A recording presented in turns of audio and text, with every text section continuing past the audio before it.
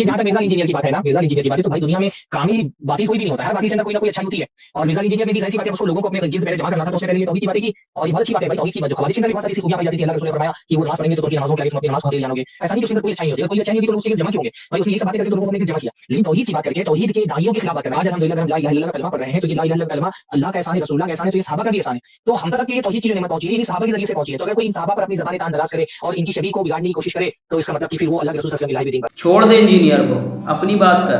क्या कह रहा है कि दीन हम तक किस तरीके से आया है?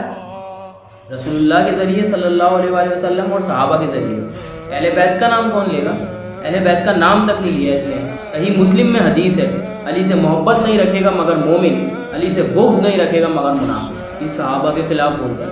तो सहाबा कहाँ से आ गए? मामू पार्टी 2-4 बंदे हैं, 1 लाख से ज़्यादा सहाबा, उसमें से 2-4 बंदे हैं, सारे सहाबा का नाम ले लेंगे मुँह उठा के।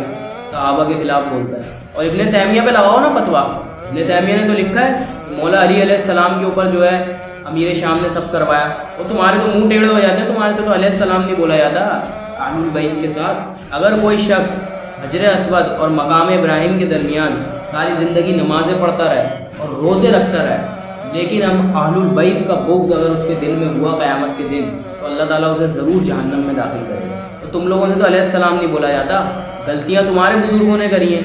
इमाम बुखारी ने मौला अली और हज़रत फ़ातिमा के साथ अलैहिस्सलाम लिखा है, और उर्दू में मौलवी ने रज़ी अल्लाह अन्हु कर दिया तर्जुमा करते। तो ये बातें करना बंद कर दो भाई। हम क्या घास खाते हैं? हमें नहीं पता या हमें अकल नहीं है? कुछ नया लेकर आओ, ये बंद कर दो ये बोलना कि सहाबा के खिलाफ बोलता है। कुरान हदीस पेश किया करो। ये जो बात करिए ये सही लिखी हुई है नहीं लिखी हुई। तौहीद की बातें बड़ी अच्छी करता है, लेकिन सहाबा के खिलाफ बोलता है। सहाबा के खिलाफ नहीं बोलते हम लोग, हम मामू के खिलाफ बोलते हैं। और मामू के खिलाफ भी हम उतना ही बोलते हैं, और मामू को हम सहाबी समझते हैं। मामू के खिलाफ भी हम उतना ही बोलते हैं जितना नबी सल्लल्लाहु अलैहि वसल्लम ने हदीसें बयान करी। जो हदीसें हम वही बयान करते हैं, उससे ज़्यादा तो नहीं बोलते। और बड़ा फ़खरिया तुम लोग तो कहते थे कि हम तो सुन्नत के मुताबिक नमाज़ पढ़ते हैं रफ़ुल दैन के साथ।